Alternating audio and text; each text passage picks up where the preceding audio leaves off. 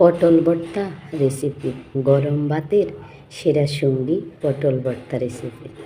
আরে আপনি মিস করবেন যদি ভিডিওটা না দেখেন। অবশ্যই আপনাকে শেষ পর্যন্ত ভিডিওটা দেখতে হবে এবং গোপন সিক্রেটগুলো আপনাকে জানতে হবে। তাহলেই তো আপনি বুঝতে পারবেন কি ভিডিও নিয়ে আজকে হাজির হলাম। পটল ভর্তার দারুণ রেসিপি, গরম ভাতের সাথে খুব জমে যাবে। বিশ্বাস না হলে ভিডিওটা একবার দেখুন। হ্যালো এভরিওয়ান, আসসালামু আলাইকুম। সবাই কেমন আছেন? আলহামদুলিল্লাহ, আল্লাহর অশেষ রহমতে আমিও ভালো আছি। আর এদিক দিয়ে পটল ভর্তা রেসিপি নিয়ে চলে এলাম। যে দেখুন, পেঁয়াজ, শুকনো মরিচ, পটল, মাছ এবং রসুন, এগুলো নিয়ে কিন্তু আজকে পটল ভর্তার রেসিপিটা তৈরি করব। গরম গরম ভাতের সাথে জমে যাবে। ভাত খেতে না মন চাইলেও 3 প্লেট ইচ্ছে করে খেতে চাইবেন। আর আজকের ভিডিওটা হচ্ছে আপনার জন্য। আপনার মুখে রুচি নাই তো? তাহলে অবশ্যই আমার পটল ভর্তার রেসিপিটা পুরো দেখুন। এই পটল ভর্তা তো অনেকেই খাইছেন, কিন্তু এইভাবে কি কখনো ভর্তা করে খাইছেন? আর আপনি যদি না খেয়ে থাকেন তাহলে অবশ্যই ভিডিওটা আপনার জন্য। গোপন সিক্রেটগুলো জানতে অবশ্যই পটল ভর্তার রেসিপিটা দেখে যাবেন। এখন পর্যন্ত যারা আমার ভিডিওটা দেখতেছেন একটা লাইক দিতে ভুলে গেছেন, আশা করি একটা লাইক দিয়ে রাখবেন। আর আপনার টাইমলাইনে ভিডিওটা শেয়ার করে দিবেন। আপনার একটা শেয়ারে নতুনদের জন্য অনেক উপকারে আসতে পারে। এখানে আমি মাছটাকে লবণ দিয়ে একটু মাখিয়ে নিয়ে এখন তেলের মধ্যে দিয়ে ভাজি করে নিচ্ছি। মাছটা কিন্তু খুব ভালো করে ভাজি করে নিতে হবে, একদম কড়কড়া করে। হালকা করলে কিন্তু কাঁচা থাকলে গন্ধ লাগতে পারে। তাই অবশ্যই আপনাকে মাছটাকে ভালো করে ভাজি করে নিতে হবে।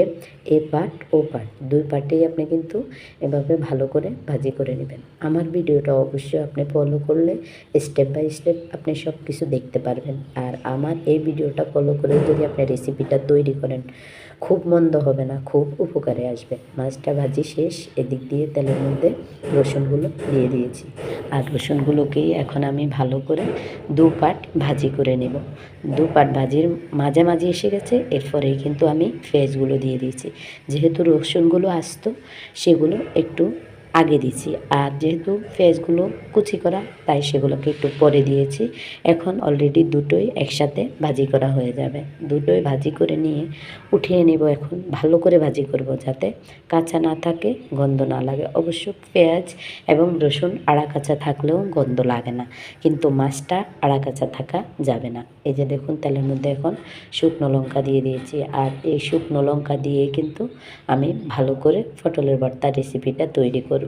গোপন সিক্রেটগুলো তবে আপনাকে জেনে নিতে হবে। এমনভাবে আপনাকে মরিচটা ভিতরে কাঁচাও থাকবে না, বাইরেও কালো হবে না, ঠিক ওই সিস্টেমেই মরিচগুলো একদম লাল লাল করে কিন্তু আপনাকে ভাজি করে নিতে হবে। আমার মরিচগুলো ভাজি করা শেষ, এখন আমি একে একে উঠিয়ে নিচ্ছি। এখন কি ভাজি করব?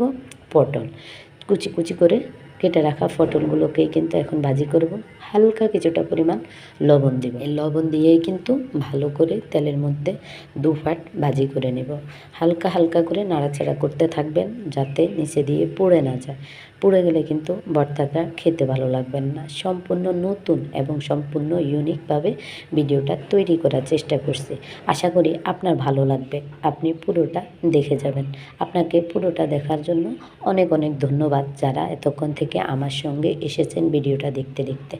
দেখুন আমি কিন্তু কিভাবে নাড়াচাড়া করতেছি আর কিভাবে ভাজি করে উঠিয়ে নিচ্ছি, এক ঝলক সবগুলো দেখিয়ে দিলাম। এই যে দেখুন, রসুন, মাছ এবং কিনা পটল আর শুকনো মরিচ, মাছ সব কিছু ভাজি করে নিয়ে আপনাদেরকে আরও এক ঝলক দেখাচ্ছি, কতটা কাছ থেকে দেখাচ্ছি। দেখুন কেমন হয়েছে। এখন কিন্তু আশা করি আপনারা বুঝছেন যে কিভাবে এগুলোকে ভাজা ভাজা করে নেবেন। অতিরিক্ত না, আবার হালকাও না, সীমাবদ্ধভাবে ভাজি করবেন। এই যে এখন শিলফাডা এবং ফুতা নিয়ে নিলাম। আর এই শিলফাডা আর ফুতার মধ্যে কিন্তু এগুলোকে আমি বেটে নেব। কারণ আপনি চাইলে বাটনা দিয়েও বাটতে পারেন, আবার আপনি চাইলে এক ধরনের হাম্বুল দিস্তা বলে সেটাকে দিয়েও করতে পারেন, আবার শিলফাডায়ও করতে পারেন। আমার কাছে শিলফাডার ভর্তাটা বিশেষভাবে মজা লাগে, তাই আমি সবসময় চেষ্টা করি কষ্ট হলো শিলফাডায় বাটতে। কারণ আমার হাতে সমস্যা আছে, তাও আমি শিলফাডায় কাজ করি। শিলফাডাটায় কাজ করলে আমার ভালো লাগে। ব্লান্ডারও আছে, ব্লান্ডারে করি না, ভালো লাগে না। শিলফাডার মতো ভর্তা যতই কিছুতেই করেন আপনি শিলফাটার মতো ভর্তা মজা হয় না, শিলফাটার ভর্তাটাই বেশি ভালো লাগে।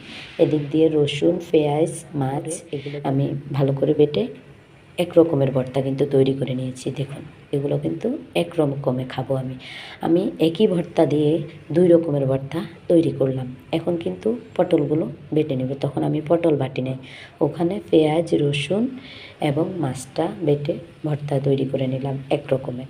এখন আবার আমি এখানে ভর্তা তৈরি করলাম আরেকটা, পটল, পেঁয়াজ, মরিচ, মাছ এগুলো দিয়ে আরেক রকমের পটলের ভর্তা তৈরি করে নিলাম। তা আশা করি আমার মতো গোপন সিক্রেটগুলো জানতে আপনাকে অবশ্যই আমার ভিডিওটা সাবস্ক্রাইব করবেন। আপনি নতুন হলে আমাকে সাবস্ক্রাইব করে যাবেন। অবশ্যই আমি আপনার পুরো ভিডিও দেখব ইনশাল্লাহ। সবাই ভালো থাকবেন, সুস্থ থাকবেন। আমার ভিডিওটা অবশ্যই পুরোটা দেখে নেবেন, কেমন হয়েছে অবশ্যই কমেন্টের মাধ্যমে জানাবেন। আপনার কাছে আমার অনুরোধ রইল, আমার পুরো ভিডিওটা ওয়াচিং করে দেবেন, যাতে আমার ভিডিওটা রিচ নিচের দিকে না নেমে যায়।